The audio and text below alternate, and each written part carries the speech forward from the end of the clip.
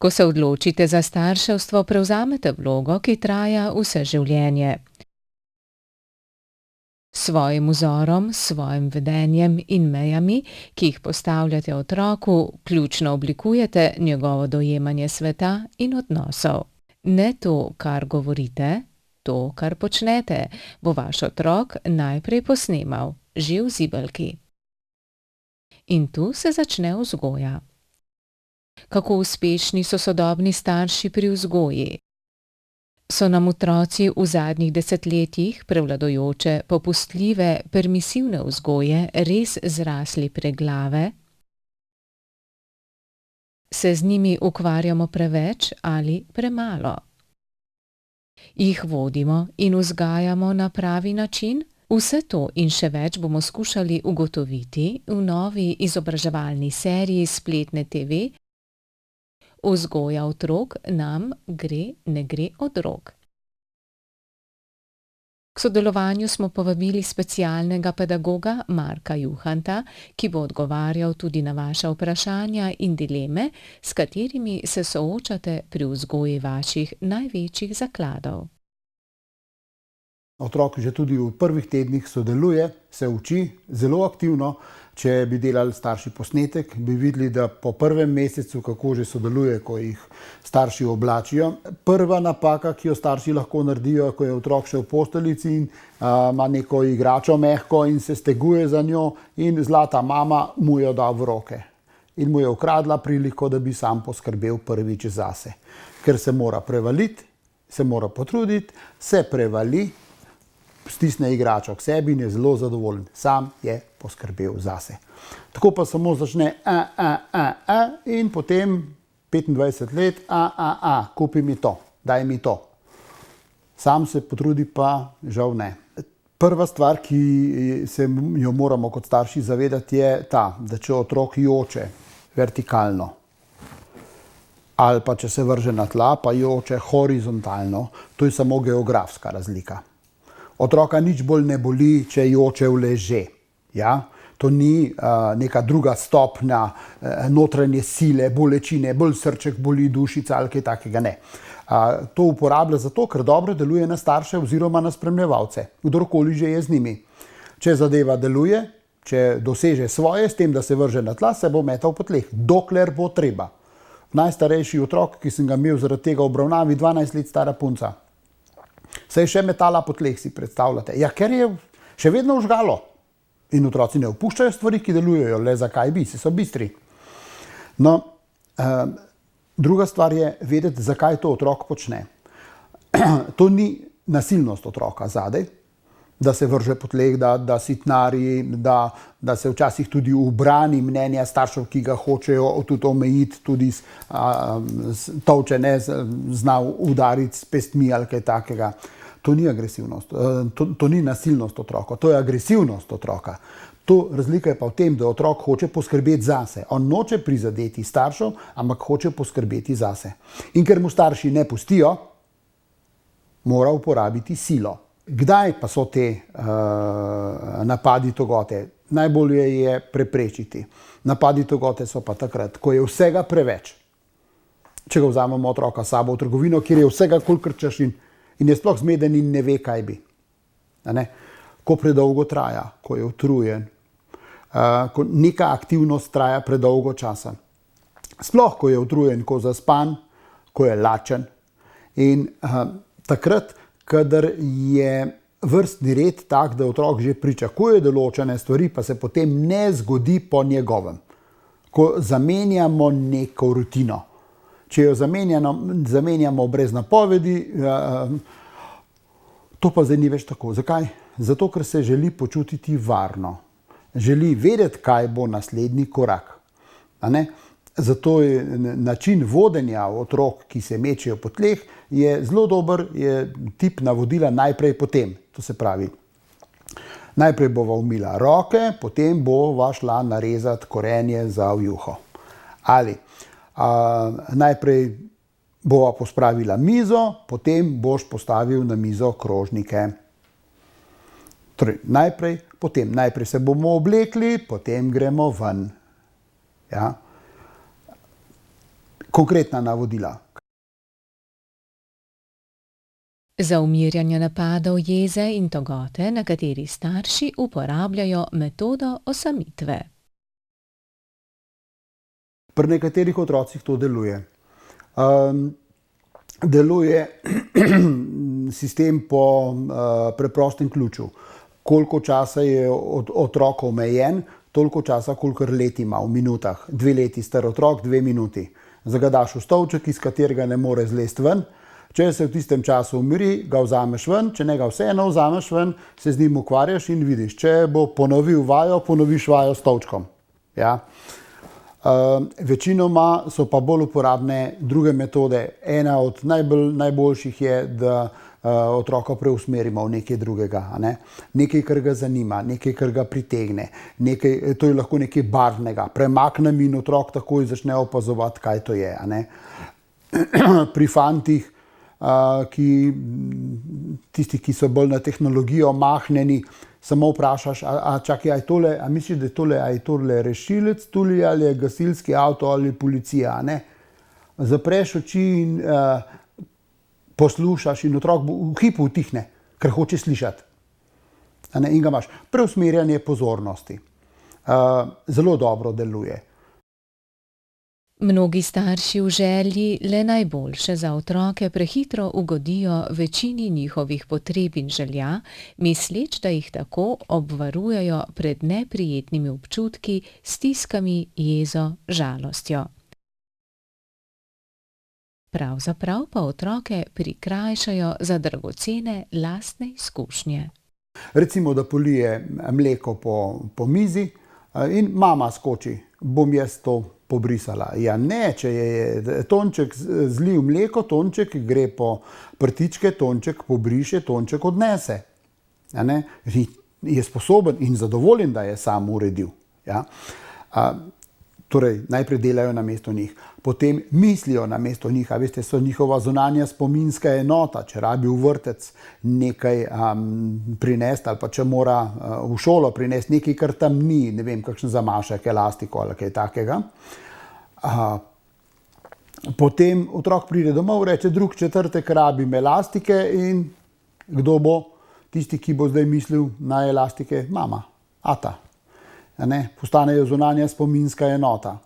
Torej se spominjajo namesto njih, varujejo podatke in nazadnje starši tudi čutijo namesto otroka. Zdajle po zimi to zlahka slišiš, se odpre okno ali mama na balkon, Miha, pridi noter, glej, kako te zebe. Mama čuti, kako otroka zebe. Ali pa po kakšni plaži na morju, a ne, otroke ven dobiti. Češ, glej, kako te zebe. Poznamo obdobje pri deklicah, pust me, bom sama. To je tipično 3 do 4 leta, tam se začne enkrat, takrat je treba prvič peljati k zobarju, če je še niste, a ne, ker bo šla tudi sama noter. In bo tudi prinesla plombico, če bo treba. Sama, brez problema. To je tisto obdobje, ko otrok mora ugotoviti, kako je in kaj zmore. On ugotavlja, kdo sem, kakšen sem. Kaj pa jaz zmorem pravzaprav in zato mora poskušati sam. Starši jih pa omejujemo v stilu, si še premajhen. In potem to vlečemo, si še premajhen tako dolgo, da nazadnje rečemo, a nisi za tole že prevelik. In potem pridejo otroci, ki vprašajo starše, ti daj mi povej, kdaj bom jaz ravno prav star za kakšno stvar. Ker tega časa ni nikoli. A ne? In zdaj, 3-letnik, 4-letnik. 4-letnik je sposoben sam posesati prostor. Brez problema. Ja, če ga seveda naučimo. O vsem ostalem, ker ne potrebujemo drugega kot konfete. Ker 4-letnik ne ve, kje je že posesal. Zato narahlo posujemo konfete in povsod tudi takole ob robu, da se vidi, kje je posesal in kje in da gre zanesljivo s sesalnikom tudi tam. No in ta otrok pri 4 letih odlično opravi opravilo. Sam. Brez dodatnih navodil. On je že dovolj opazoval svoje starše, babico, kogarkoli že in to zmore. Starši rečejo, naš pa ne bo. Kasneje je vedno ista informacija. Ja, zmore. Zmore, brez težav. 4 leta star. Izkušnje so grozno pomembne, od malega. A ne? za varnost, kaj lahko velikih pomembnih stvari narediš za varnost. Ko je otrok še čisto majhen, ko se te še drži, pa je škarpa, ki se dviga in otrok gre in skoči najprej to tako visoko, skoči dol in je ponosen, potem gre še malo više in še skoči. Dokler gre, je treba hoditi z njim. Vzemite si čas, to je bolj pomembno od nabave stvari v trgovini, če je pred trgovino tista škarpa. In otrok bo vsakokrat šel tam skakati in se bo izuril. To je naložba v otrokovo varnost. To je naložba v njegovo presojo, kaj je varno in kaj ni, kaj je smiselno, kaj ni. In tudi se ima s čim pokazati.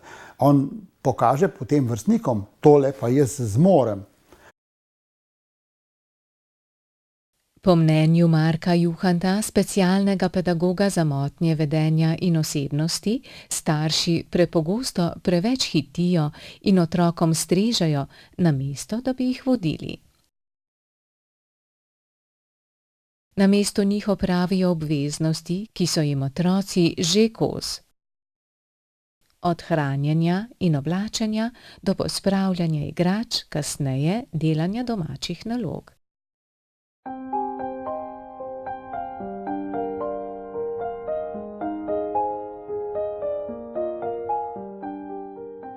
Imamo eno veliko željo, da bi naš otrok bil genialec, da bi vse v prvem poskusu že naredil prav in obvladal stvari. To je nemogoče. Morajo poskušati, morajo izpeljati lastne napake in se iz njih naučiti. In zato rabijo poskušanje, preverjanje, možnost še enkrat in tako naprej. Nam, staršem, se pa pogosto se nam tako zelo mudi. Ne vem sicer zakaj, ne vem čemu to v resnici služi.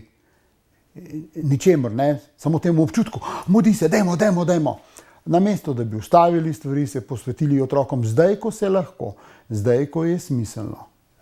Zdaj je treba si vzeti čas, ker drugače si ga boš imel pri 17, po centrih za socialno delo, na policiji, po šolah, če ga bo sploh spravil še v šolo in tako naprej. Da je vzgoja otrok aktualna tematika, je moč razbrati tudi iz vprašanj, ki smo jih že prejeli v naše uredništvo. Mamico Matejo zanima, kdaj je pravi čas za odstavljanje dojenčka od prsi. Otroci, ki so iz kakšnega koli razloga, imajo občutek, da nekaj ni v redu, se ne počutijo dovolj varno ali dovolj dobro, se pogosteje tolažijo od ostalih. In tolažijo se tako, da se dotikajo tule, to jih pomirja. Zato je tudi duda ali pa se priklopijo k mami, ne zato, da bi se hranili, ampak mehko, toplo, varno. Gre za čisto druge občutke, a ne? Zdaj, kje je čas, da se neha? Jaz mislim, da če posežemo v otrokovo okolje, če mu damo dovolj samozaupanja vase, dovolj izkušenj, v katerih je uspešen, dovolj izkušenj, v katerih je uspešen brez našega vmešavanja in sojenja, takrat on ne uporablja več maminih prsi kot dudo in tudi ne gre več, v bistvu ne gre za hranjenje, a ne? Je treba tudi vedeti, da mama, ki ima velikega otroka že in se otrok še vedno hrani, ona je zavezana, da se bo vrnila, da bo tam, da bo, skratka, je potrebna. To je tudi vloga, ne? Pri 3-letniku si lahko že skoraj čisto odveč, če se pa še vedno hrani pri tebi, sem pa mama. Ne? Ta otrok mene potrebuje. Občutek je, jaz verjamem, da je božanski, res verjamem, da je. Vendar se da to tudi narediti na druge načine, da otrok mamo potrebuje za nove situacije, kjer je ali je vir informacij, da ne rečem pribežališče, ali pa da je en del tistega okolja, v katerem otrok res uživa, ne. Če otrok zleze pod mizo te starosti, se igra, vržeš rjuho čez in če greš še sam, zlezeš pod mizo, vzameš baterijo, ono lučko baterijo in eno knjigo, ga ni otroka, ki ne bi zlezel na roče in šel brat. In se ne rabi priklopiti. Z ušesi se priklopi, a ne, pa stisne se zraven in tako. Na take načine lahko mame poskrbijo, da bo otrok zadovoljen in da je ne bo potreboval več na tisti stari način, ki bolj pristoja dojenčku. Nina sprašuje, ali je primerno, da svojo skoraj 3-letno hčerko vpiše v kakšno obvrtčevsko dejavnost. Ampak nikoli še nisem slišal kakšnega najstnika ali pa mlajšega odraslega, da bi rekel, joj, hvala Bogu, so me starši že v vrtcu vpisali v te obšolske oziroma zunaj kurikularne aktivnosti, ker drugače mi pa ne bi uspelo v življenju tako, kot mi je. Tega ne slišiš. Zakaj? Zato, ker tudi v resnici nima takega vpliva. Zdaj, seveda, ta hip je zelo moderno rano učenje. Če bi odprl program Rani pogled na levo, bi se našlo nekaj staršev, ki bi otroka vpisali. Ampak pogosto gre dejansko za tip vzgoje, ki se mu reče vzgajanje z odlagališči. Najprej ga odložijo to še v vrtcu še malo, pol ga odložijo pri babici za nekaj časa, pol ga, ko je še malo večji, ga peljejo še na neko športno dejavnost, potem k baletu, potem k mladim minerjem, mislim, ni da ni. In pa rečejo, nimamo nobenega časa, ni časa za otroka. Seveda se otroka ni doma. Kako to vidimo danes? Blok, igrišče spredaj, prazno. Zakaj? Ker so vsi otroci po raznih aktivnostih. Tisto, kar so vedele naše babice in tisto, kar kažejo različne raziskave po vsem svetu, je še vedno isto. Koliko bodo otroci uspešni, ni odvisno od obšolskih, obvrtčevskih aktivnosti in tem, ampak je odvisno od tega, koliko doma opravljajo domača opravila. Ker so ta tako sestavljena in tako zakomplicirana, da nobena šolska situacija ne more biti tako kompleksna. Ker če vzamete že samo preprosto stvar, da otrok pripravi solato in potem kako odloči, koliko olja, koliko kisa in predvsem koliko soli se da gor. Ker ko otrok gleda mamo, mama reče tolikle. Kako naj on to ve, koliko je z manjšimi prsti, mogoče z mokrimi prsti in tako naprej. Se mora naučiti, mora tolikokrat poskusiti, izpeljati, narediti, to v šoli enostavno ni mogoče. In da potem samostojno pripravi. Si predstavljate otroka, ko mama pride domov in punca je en kos kruha, nekaj si je še dala gor kot nek, ribi namaz in zraven si je pripravila še solato s paradižnikom, čebulo, 10-letnica. Kaj bo rekla mama, ko vidi, da si je punca to pripravila? Wow, sigurno je pade čelust dol, ampak Spoštovane gledalke in gledalci, starši, babice in dedki, vzgojitelji, učitelji. Vaša vzgojna vprašanja sprejemamo na naslov uredništva spletna.tv@zveza-gns.si in na našem družbenem omrežju Facebook. Med pošiljatelji bomo izžrebali prejemnika knjižne uspešnice Marka Juhanta. Priznanemu specialnemu pedagogu lahko pišete tudi osebno na marko.juhant@gmail.com in obiščete njegovo spletno stran čmrl.biz. Spoštljivo, dosledno in odgovorno vzgojo bomo naše otroke najbolje opremili za samostojno življenje. S to mislijo se poslavljamo do 17. junija, ko bo na sporedu druga oddaja Vzgoja otrok nam ne gre, nam gre od rok, v kateri se bomo z Markom Juhantom pogovarjali o postavljanju meja in kaznovanju. Dotaknili pa se bomo tudi smiselnosti nagrajevanja šolskega uspeha. Nasvidenje.